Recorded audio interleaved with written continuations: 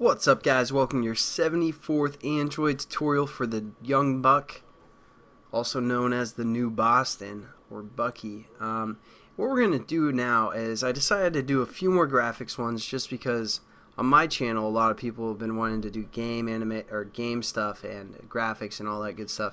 So what I'm going to do is basically nothing too new, but we're going to kind of review, and this is what our application finished product is going to do, is basically when you click, it starts and it creates a bitmap right at our starting point, and as we hold down our mouse we let go and it also does another plus right at our end point.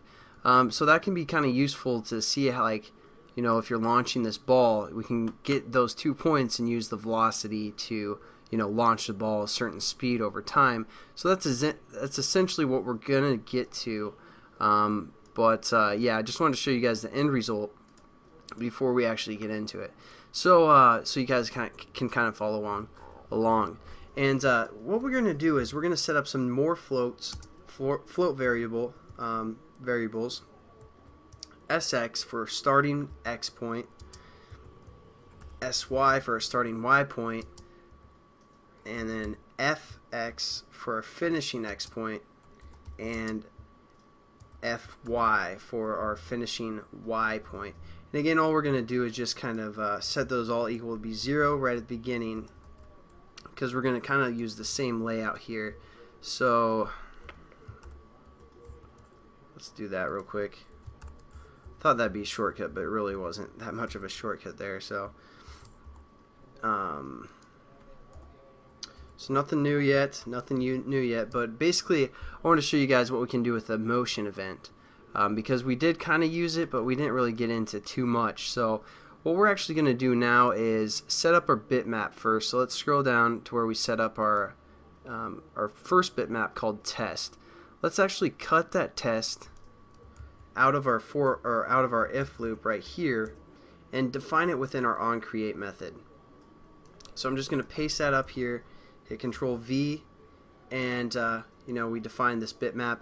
We're also going to want that bitmap to be accessible to both classes that we have set up. So we're going to set up a bitmap variable called test, and then we're also going to call one plus. That's going to be the plus symbol that we're going to use, and then we just need to delete again this bitmap here. Now I'm just going to again copy this line of code. I know I'm kind of going all over the place, but hopefully we aren't doing anything new yet for the most part, and set up our plus bitmap.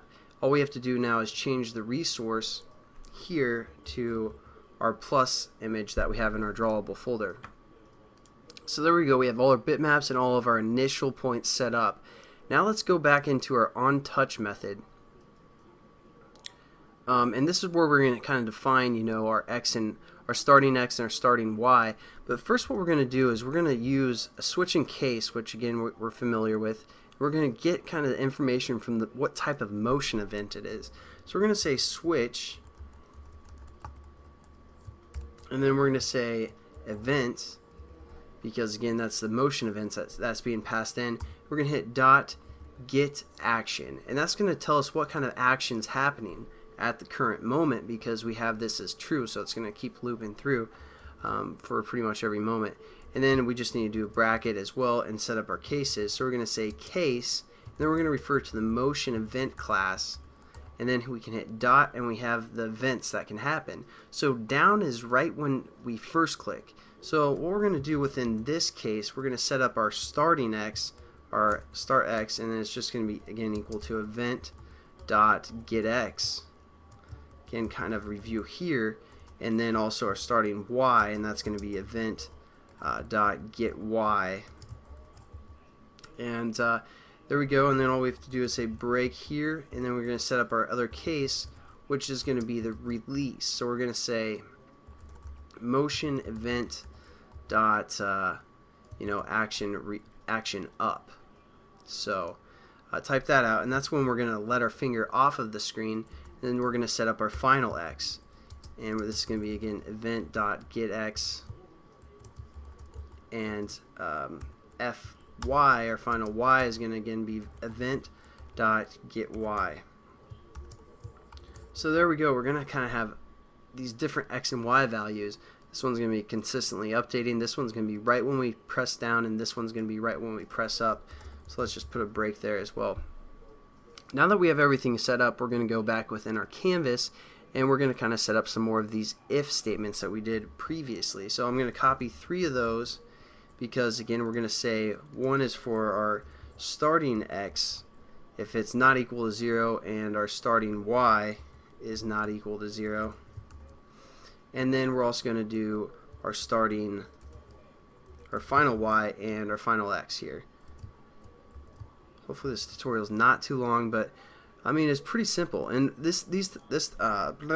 speaking too fast here. Instead of our test, we're going to do our plus bitmap that we set up at the beginning of the tutorial for both of these. And again, what we're going to do is we're going to get we can still use this kind of equation where we take half of the width and subtract that from our final x. So it's kind of placed right in the center as well. This will be our starting x for this one, and again our plus bitmap, we're going to get half of the width, even though both of our plus and our our test are both 75 pixels by 75 pixels, but that's besides the point.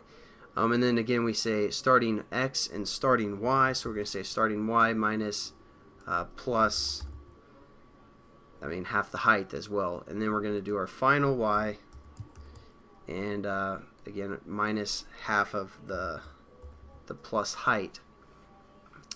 There we go. We're done.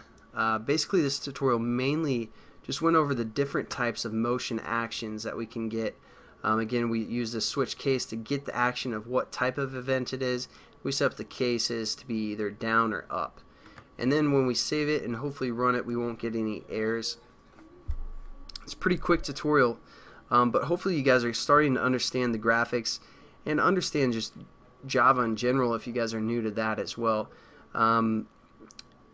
This probably isn't the prettiest way to code, but it's gonna work for us, so that's fine. And then the next tutorial will actually use those points to kind of animate something.